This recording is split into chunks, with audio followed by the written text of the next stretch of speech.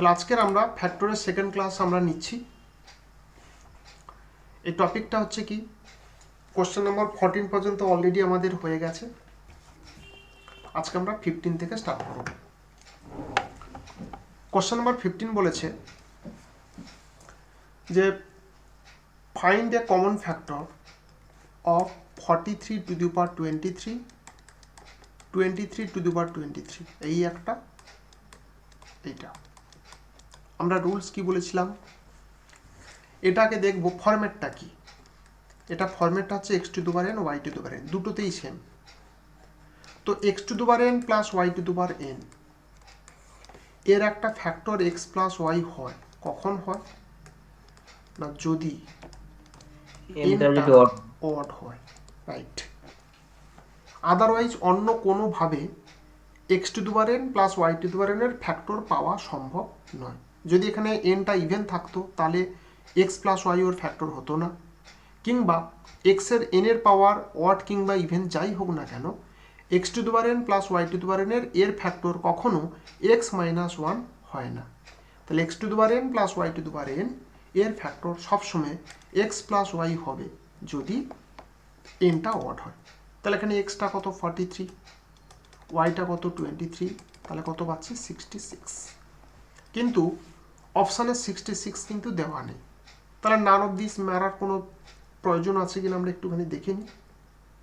এখানে আমরা কি বলছে, প্রথমে 7 একটা সংখ্যা, সে 66 দিয়ে ডিভিজিবল মানে কিন্তু সে কিন্তু 7 দিয়ে ডিভিজিবল নয়, কারণ 7 66-এর কোনো ফ্যাক্টর নয়।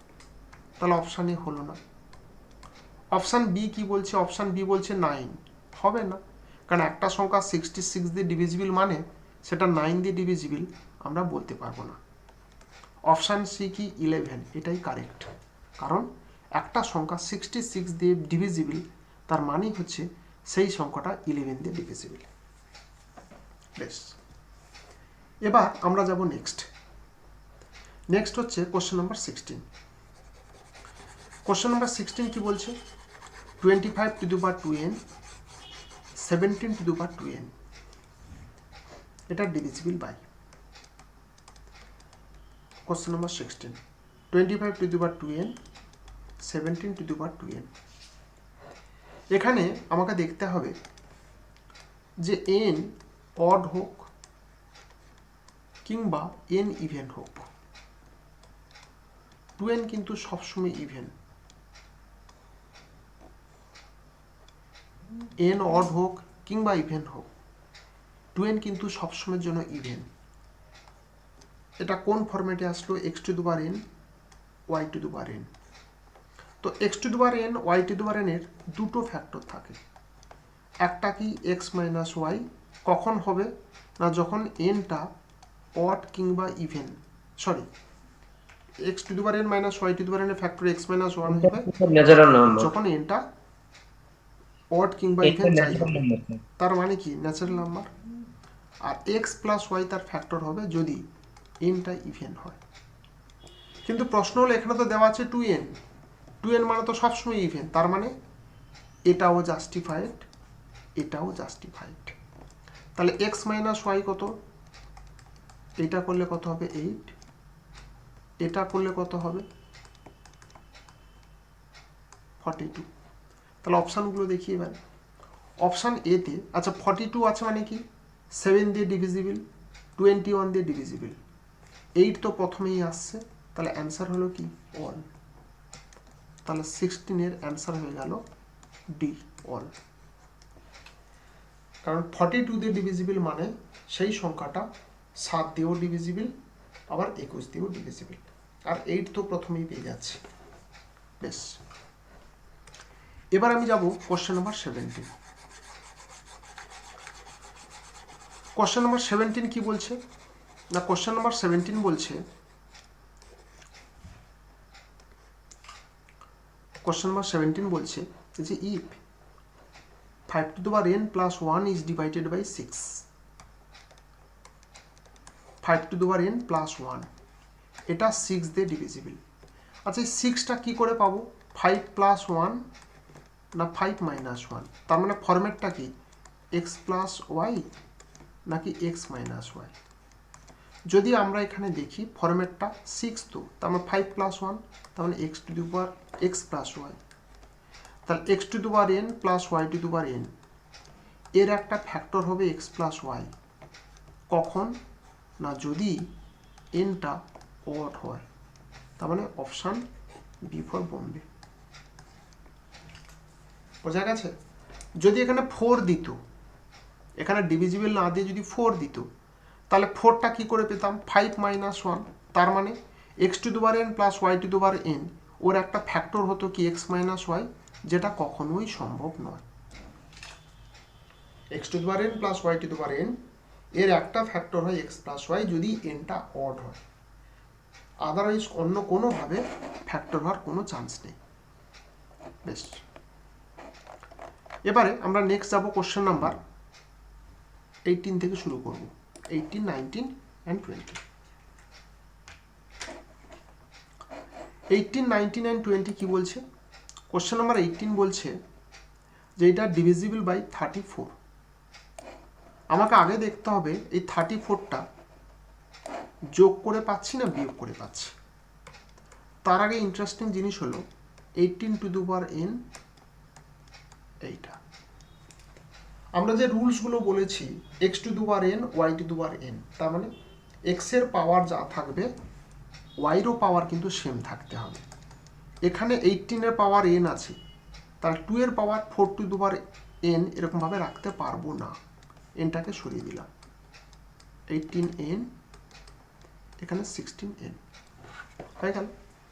এবার বলেছে যে এইটা ডিভিজিবল বাই 34। 34টা কি করে পাচ্ছি না এই দুটোর সাম করে 34 পাচ্ছি। তার মানে এই ফরম্যাটটা হচ্ছে originally X to the power N minus Y to the power N. যদি আমাকে 34 করতে হয় তাহলে এর একটা ফ্যাক্টর হবে এক্স প্লাস ওয়াই, তখনই সম্ভব যদি এন এর মানটা ইভেন হয়।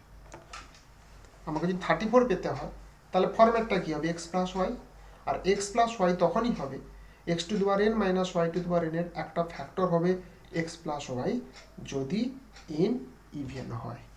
তাহলে অ্যান্সার অপশান কি হলো? অপশান বোম্বে। তাহলে 18-এর অ্যান্সার বোম্বে। বেশ, এবার যাব আমরা কোশ্চেন নাম্বার 19। 19 বলছে 7 to the power N 3 to the power N এটা 4 দিয়ে ডিভিজিবল। তো 7 to the power N 3 to the power N এই ফরম্যাটটা কি X to the power N plus Y to the power N. আমি 4 কি করে পাবো? এই দুটো যোগ করে না বিয়োগ করে? বিয়োগ করে। তার মানে আমাকে বলছে যে X to the power N plus Y to the power N এর একটা ফ্যাক্টর এক্স মাইনাস ওয়াই হতে হবে, যেটা কখনোই সম্ভব নয়। X to the power N plus Y to the power N এর ফ্যাক্টর কখনোই এক্স মাইনাস ওয়াই হয় না। তার মানে উত্তরটা হবে কি 19, D for Delhi, non answer. আচ্ছা, এবার যাব কোশ্চেন নাম্বার 20। কোশ্চেন নাম্বার 20 বলেছে 10 two the power N minus 1 এখানে বলেছি 11 দিয়ে ডিভিজিবল।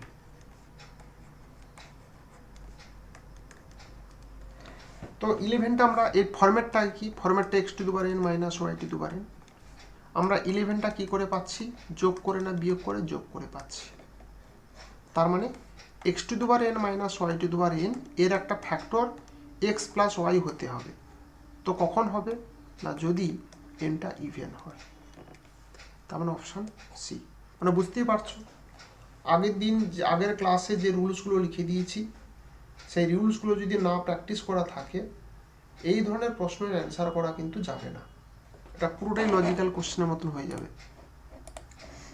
আচ্ছা, এরপর আমরা যাব কোশ্চেন নাম্বার, হ্যাঁ কারো কিছু doubt?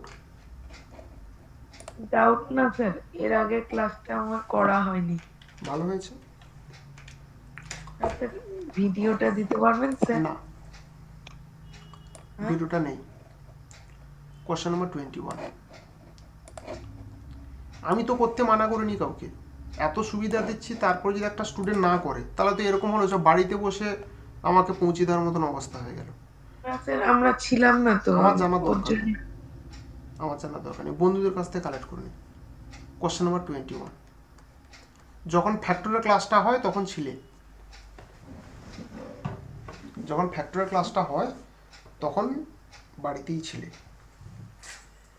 Question number 21, question number 21 বলছে, ফ্যাক্টর নেই, আমার ফ্যাক্টরের ভিডিও আমি ডিলিট করে দিয়েছি, নেই এখন। 21 বলছে 100 টু দি পাওয়ার n -1, এটা কত দিয়ে ডিভিজিবল বলেছে? 11 দিয়ে ডিভিজিবল বলেছে। এখন আমাকে দেখতে হবে যে ফরম্যাটটা তো x to the power n minus y two the power n, এর দুটো ফ্যাক্টর হয়, একটা হচ্ছে x মাইনাস y, তার মানে এখানে কত হবে 100 মাইনাস 1 মানে 99, আর একটা হবে x প্লাস y, সেক্ষেত্রে কত হবে 100 প্লাস 1 মানে হচ্ছে কত 101। আমার দরকার তো 11, আমি 101 এর মধ্যে 11 কিন্তু পাবো না, 101 এর মধ্যে কিন্তু 11 পাবো না, তাহলে 99 এর মধ্যে 11 পাবো। আর 99 এর মধ্যে যদি 11 পাই তাহলে কোন ফরম্যাট হলো? x মাইনাস ওয়াই ফরম্যাট হলো। তাহলে এই x মাইনাস ওয়াই ফরম্যাটটা কখন হবে না, x to the power n minus Y to the power n এর একটা ফ্যাক্টর x মাইনাস ওয়াই হবে তখনই যদি n ইভেন কিংবা অড হয়, n ইভেন কিংবা অড হয়। আর ইভেন কিংবা অড এই দুটোকে একসঙ্গে বলে ন্যাচারাল নাম্বার, বাংলায় যাকে বলে স্বাভাবিক সংখ্যা, মানে 1 2 3 4 এইগুলোকে স্বাভাবিক সংখ্যা বলে। তাহলে অ্যান্সার হয়ে গেল কি বোম্বে। বেশ, এবার কোশ্চেন নাম্বার 22, কোশ্চেন নাম্বার 22 আমি একটা ট্রিক শিখেছিলাম। স্যার বি বললেন তো স্যার? বি ফর বোম্বে, হ্যাঁ হ্যাঁ হ্যাঁ ওই তো বক্স করে দিয়েছি, এই তো বক্স করে দিয়েছি। আচ্ছা, হ্যাঁ স্যার।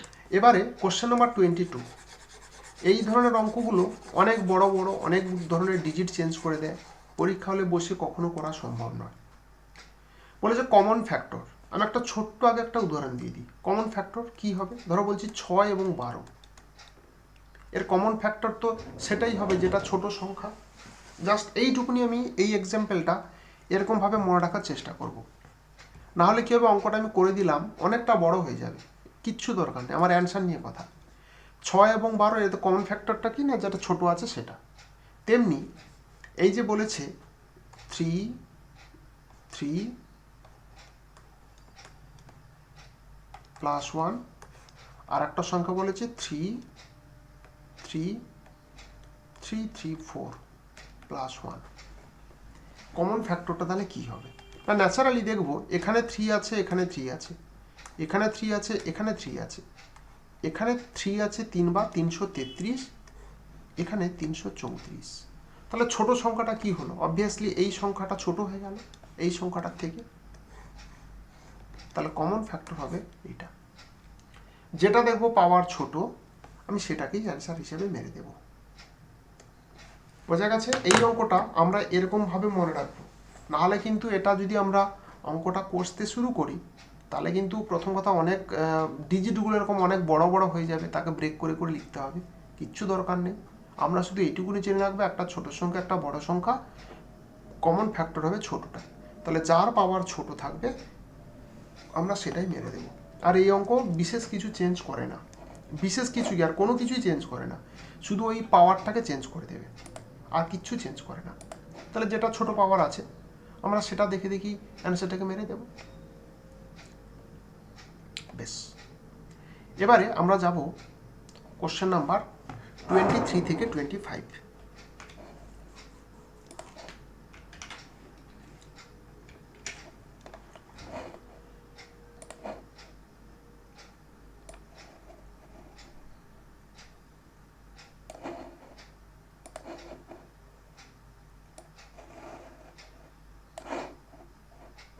কোশ্চেন নাম্বার 23 থেকে 25।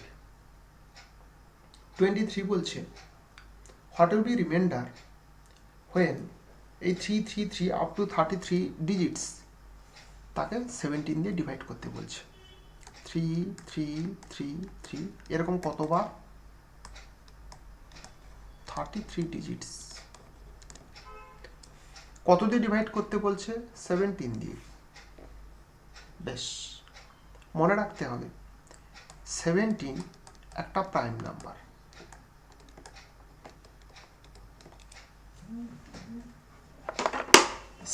কি 17 হচ্ছে একটা প্রাইম নাম্বার।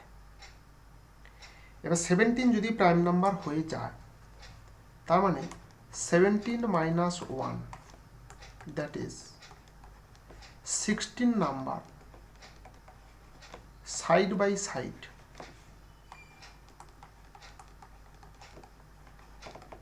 Divisible by 17। তাহলে 17টা হচ্ছে প্রাইম নাম্বার, আর যে ডিভাইড করতে বলবে এরকম প্রাইম নাম্বার দিয়েই দেবে। 17 দেবে, 13 দেবে, 19 দেবে, এরকমভাবে। তাহলে কি আসবে? 17 যখন একটা প্রাইম নাম্বার, সেখান থেকে আমরা 1 মাইনাস করলাম। তো 1 মাইনাস করার পর কত পাচ্ছি? 16। তাহলে 16 নাম্বার সাইড বাই সাইড মানে পরপর পরপর এইরকম পরপর 16টা সংখ্যা, সেগুলো কিন্তু 17 দিয়ে ডিভিজিবল হবে। এবার প্রশ্ন হলো, যদি 16 সংখ্যা পরপর মানে 16টা ডিজিট পরপর ডিভিজিবল হয়, এখানে কটা আছে? 33টা ডিজিট আছে। 33, ভালো করে বুঝতে হবে, 33 খানা ডিজিট আছে। তাহলে 33 খানা যদি ডিজিট থাকে, তাহলে 16 ডিজিট পরপর 16 ডিজিট, এটা কিন্তু সবসময় 17 দিয়ে ডিভিজিবল। তাহলে 16 ডিজিট যখন ডিভিজিবল, তাহলে 16 মাল্টিপল এগুলোও কিন্তু 17 দিয়ে ডিভিজিবল। তাহলে কি বললাম? 16 ডিজিট সাইড বাই সাইড যখন ডিভিজিবল 17 দিয়ে, তাহলে 16 গুণিতক সেগুলোও কিন্তু 17 দিয়ে ডিভিজিবল। তাহলে এখানে আমরা কি দেখতে পাচ্ছি?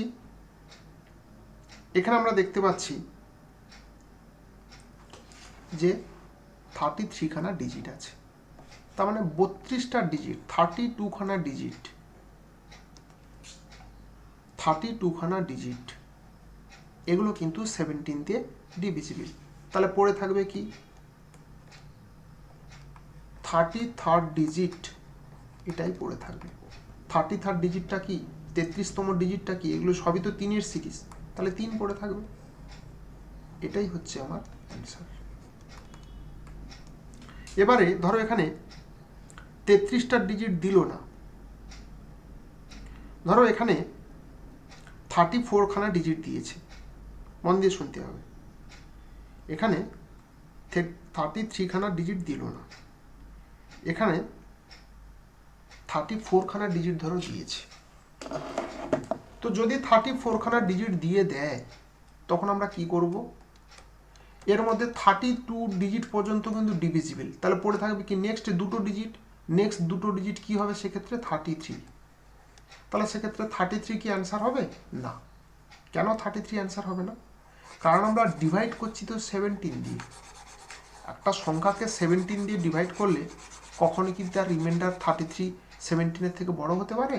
হতে পারে না। তখন আমাকে এটা 77কে ডিভাইড করতে হবে। তাহলে সেক্ষেত্রে উত্তর হবে 16।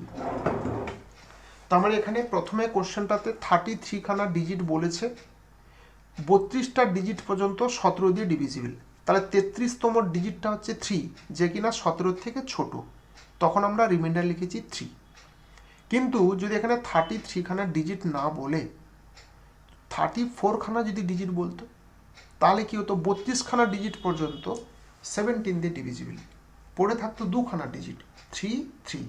তাহলে 33 সংখ্যাটাই তো 17 থেকে বড়। তাহলে আমরা কি করব? 17 দিয়ে একবার ডিভাইড করে নেব, তখন দেখছি কি রিমাইন্ডারটা 16। আশা করি এটা বোঝা গেছে। কারোর কিছু ডাউট আছে?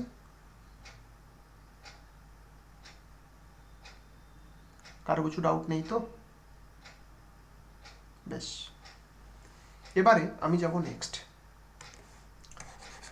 সংখ্যা বলছে যে n is a 99 digits,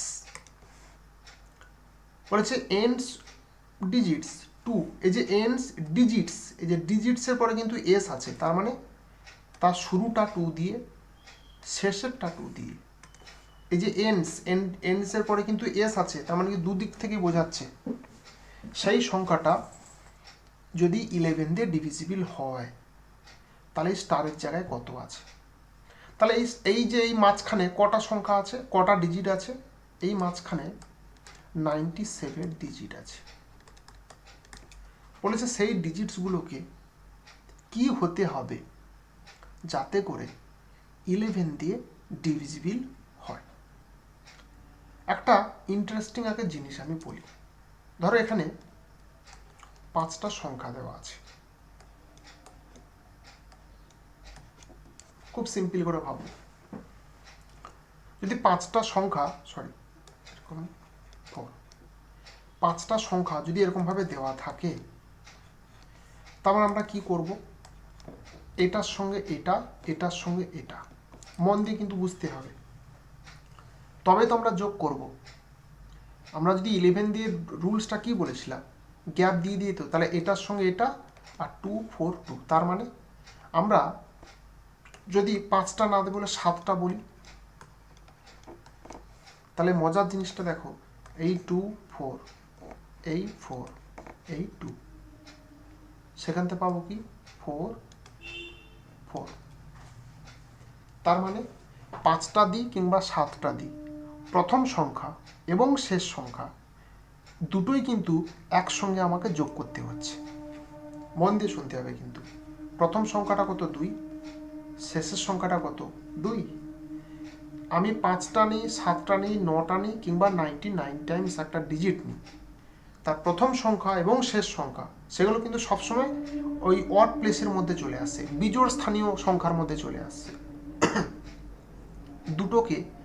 দুটো সাম এমন হতে হবে যেগুলো কি মাঝখানের মধ্যে বিলং করছে, তার মানে কি দুটো সাম কি হচ্ছে, এখানে একটা 2, এখানে একটা 2, তার মানে 4, তাহলে মাঝখানে যদি শুধু 4 থাকে তবেই কিন্তু এই সংখ্যাটা 11 দিয়ে ডিভিজিবল। সেই কারণে 24 এর অ্যান্সার হয়ে গেল বি ফর বোম্বে। 24 এর কারো কিছু ডাউট থাকলে প্রশ্ন করতে পারো, কিন্তু লাস্টে কি কয়েকবার বলুন, আরেকবার একটু বলুন। লাস্টেরটা বলছি যে 5টা সংখ্যা থাকুক 7টা সংখ্যা থাকুক, তাদের যে যোগফলগুলো করব, প্রথম সংখ্যা, তৃতীয় সংখ্যা, পঞ্চম সংখ্যা, তার মানে ফার্স্ট এবং লাস্ট একসঙ্গে যোগ হচ্ছে।